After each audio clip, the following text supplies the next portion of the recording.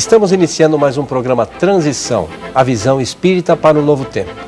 Hoje, para nossa alegria, está mais uma vez conosco o Dr. Alberto Almeida. Alberto, como está? Bem, alegria de estar com vocês novamente. Lembrando sempre que o Alberto é médico, homeopata, terapeuta e hoje vai falar de um tema, a arte do reencontro, casamento. Na sua opinião, Alberto, casamento é uma instituição falida, não? Ele habitualmente tem sido contestado, porque a arte de viver juntos é tão desafiadora que as pessoas separam muito facilmente e desistem de se acasalarem, se envolverem emocionalmente numa relação estável por conta das dores, das frustrações, das decepções. Então, surge um movimento de que o casamento é uma instituição falida, em função da falência das relações, tal como estão postas na modernidade, onde ninguém mantém um casamento a peso de força, como existia anteriormente, quando os casais se mantinham casados a despeito do desamor ou do desacasalamento que existiam na coabitação, mas mantinham pela formalidade.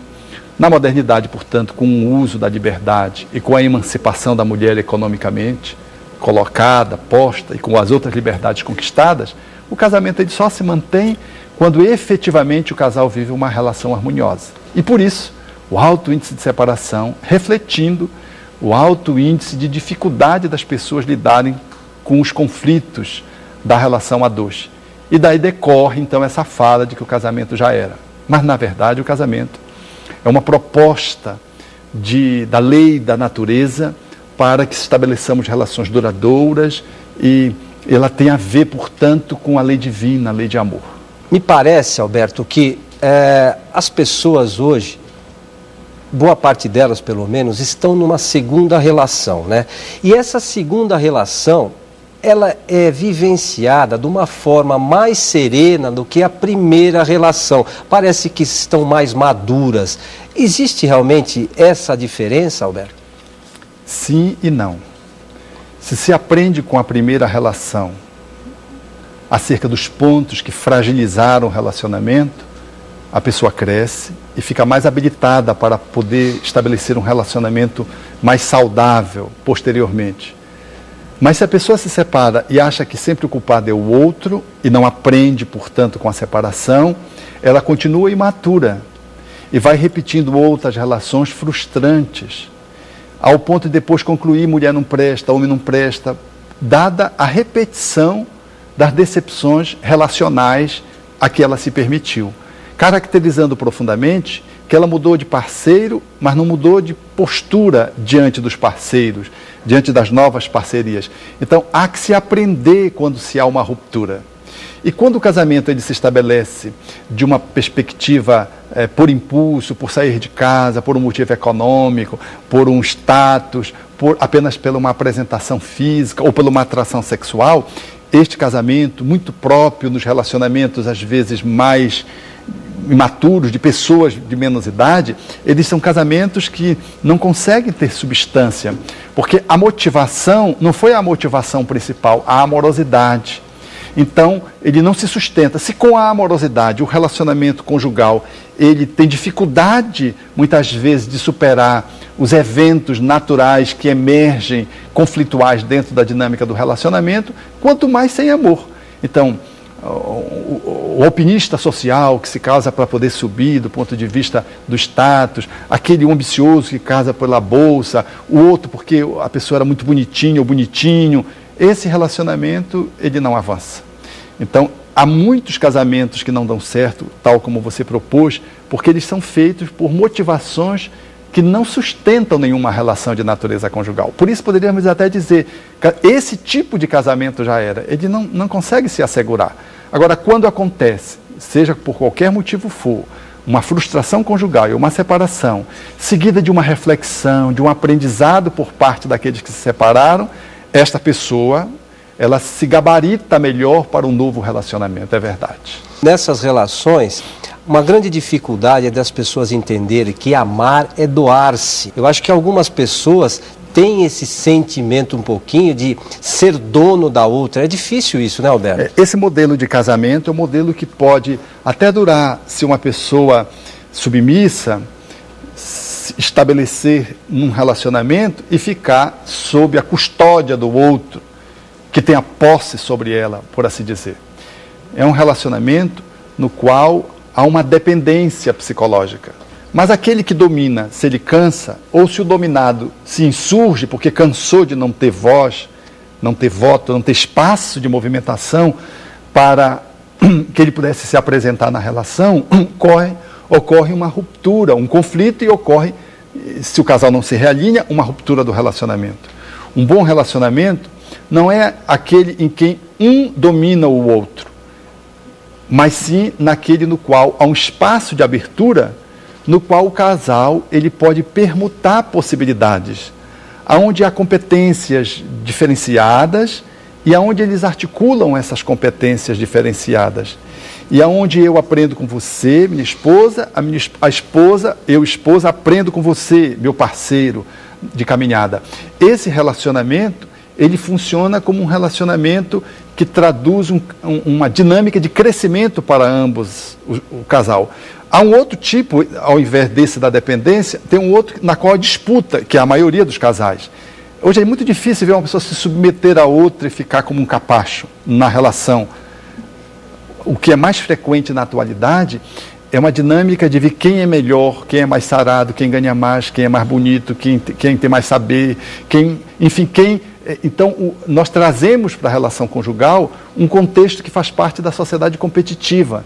Nós disputamos para ver quem é mais um sobre o outro. São duas almas inseguras, dois espíritos frágeis, que não conseguem olhar o casamento como uma parceria. Eles fazem como um jogo de ping-pong, disputam pontos para ver quem ganha, como se fosse numa partida, um contra o outro. E naturalmente, o casamento se ressente, porque o casamento é uma relação conjugal. Nós estamos juntos, um ao lado do outro. A metáfora para poder entretecer uma melhor compreensão da dinâmica desse relacionamento desejável e desejado é a dinâmica do frescobol. O frescobol é não deixar a bola cair. Se você dá a bola mal, eu me esforço para devolver a bola para você, impedindo que você deixe a bola cair, vice-versa. E quando a bola se mantém em cima, nós, os dois, conseguimos jogar muito bem. Então, essa relação de abertura é uma relação de união, de sinergismo, de cumplicidade, de reciprocidade, que envolve uma intimidade amorosa de um nível de maturidade dos espíritos que estão se relacionando nesse modelo de relação. E existem algumas pessoas até que nos encaminham alguns e-mails dizendo ainda que não encontraram a sua alma gêmea. Na visão espírita, existe alma gêmea, Alberto? Os espíritos foram muito categóricos a essa questão. Quando Allan Kardec indagou sobre a alma gêmea, caracterizando que não existe uma metade. Deus é pródigo, é soberano, Ele não nos criaria pela metade. Nós somos um ser inteiro, nós somos um ser global. A ideia da alma gêmea, que se reporta à mitologia grega dos andróginos, que implica no ensino muito justo, quando o Deus maior divide um ser que tinha 4 braços, 4 pernas, o separa em 2 metades que deveriam ser procuradas eternamente. Essa visão mitológica grega dos andrógenos é que dá ensejo a que se ainda hoje nós fiquemos procurando a alma gêmea, como se nós fôssemos metade de alguém. Efetivamente, há algema e não alma gêmea. Há alma gemida e não alma gêmea. Eu poderia dizer que há uma alma gema, de gema preciosa, de preciosidade, que é o parceiro ou a parceira que se relaciona conosco, significando de que ele é um desafio ao teu desenvolvimento, ele te faz crescer, de que ele é uma pedra preciosa enquanto possibilidade de evolução, de encantamento, de crescimento, desde que você burilhe, tal como o diamante, que burilado vai ganhando beleza e pode ser colocado num pedestal de engalamento. Mas esse processo de olhar para o outro como alguém precioso, como uma gema, é muito diferente da alma gêmea. A alma gêmea é compreensível numa linguagem literária, lírica, poética, metafórica, mas ao pé da letra, a alma gêmea efetivamente não existe. Quando procuramos uma alma gêmea que nos penetre, na verdade nós estamos falando dessa incompletude que trata a mitologia grega, desse vazio interno, que ao invés de fazermos um movimento de auto-preenchimento através do outro, nós queremos que o outro venha e nos preencha. E isso é uma relação muito ruim, porque nós depositamos no outro a responsabilidade da minha felicidade e da minha completude. Os pais chegam a dizer isso para os filhos: minha filha, você há de encontrar alguém que fará você feliz, como se fosse possível alguém fazer o outro feliz. Alguém pode ser cúmplice, ajudar, influenciar, mas ninguém faz feliz ninguém. Então, as mulheres ficam e nós homens ficamos onerados, porque temos que entrar nos castelos, montarmos em cavalos alados, vencermos todos os dragões para resgatar a mulher amada. Então, esse processo, que faz sentido numa metáfora, num conto, num símbolo, ele não pode ser trazido ao pé da letra para a relação conjugal, porque a mulher fica na imobilidade, esperando alguém lhe completar, lhe resgatar, como se ela tivesse que ficar adormecida e receber o beijo, e o homem fica onerado, ele não dá conta nem dele, aí ele tem que dar conta dele e da parceira. Então, efetivamente, isso se constitui numa tragédia. Poderíamos dizer à nossa filha, ao nosso filho e meu filho: você há de encontrar alguém que vai compartilhar com você a felicidade que você vai construir na sua vida. É cúmplice, aí é diferente. Então a alma gêmea, ela também tem esse prejuízo de nós ficarmos numa posição de comodidade, de inércia, aguardando um outro que tem essa hiperresponsabilidade, tem que ser um super-homem, uma super-mulher, que há de me encontrar para me planificar e me fazer feliz. Deus é tão bom que nos criou inteiro para que encontrássemos uma outra pessoa inteira e pudéssemos fazer desbordar o nosso amor e sermos felizes, e nessa cumplicidade, de tal modo grandiosa, nós pudéssemos espraiar para os filhos, para os outros grupos sociais, porque um bom casamento, ele espraia os seus frutos, não só para a prole, mas para os grupos sociais, num apoio recíproco, onde cada um vai produzir profundamente por onde andar em função daquele acasalamento feliz. Qual é a visão espírita para o casamento, Alberto? Segundo os espíritos colocaram Allan Kardec e o próprio codificador insere o Evangelho segundo o Espiritismo, há uma lei material divina que é a união dos sexos, porque casamento envolve uma relação necessariamente sexual. Então há uma atração, há uma busca de um em relação ao outro. E há uma outra lei que também é divina e que ao lado da lei material compõe, que é a amorosidade. Há que se ter amor. Essas duas leis, a união do sexo e a união amorosa, constituem o que é divino numa relação. Tudo mais é a dor. Os casamentos, se há um casamento religioso, no caso do Espiritismo não há sacramentos, não há encomendamento de corpos, batismo, não há casamento religioso, não há ritos no Espiritismo. Mas se uma pessoa religiosa se casa no religioso, ela está prescrevendo uma norma religiosa dentro de uma cultura que ela está inserida, mas na perspectiva do entendimento espírita, o que é divino é a união dos sexos e a união amorosa. A regulamentação em cartório ou perante um juiz também é uma demanda de necessidade humana do país em que você está para regulamentar a sua relação segundo a sociedade que você vive, mas também isso faz parte do entorno. O que define um casamento é a capacidade do exercício do amor a que os dois se entregam e a vinculação sexual. Ademais, são complementos.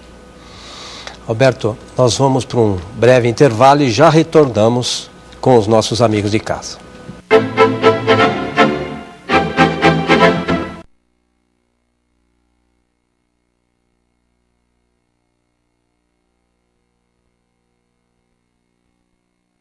São a visão espírita para o novo tempo.